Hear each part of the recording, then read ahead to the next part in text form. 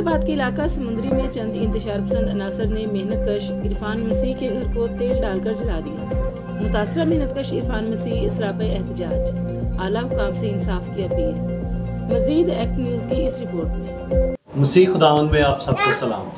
मेरा नाम इरफान मसीह, वल्दियत सरवर मसीह, समुंदरी चक नंबर 460 का मैं रहशी हूँ। 2 महीना पहले मेरे घर को कुछ इंतशार पसंद लोगों ने आग लगाई। उस वक्त मैं घर में मौजूद नहीं था, ड्यूटी पे था। मेरे बच्चे, मेरी बीवी अपने वालिदैन के घर गए हुए थे, घर को ताला लगा हुआ था।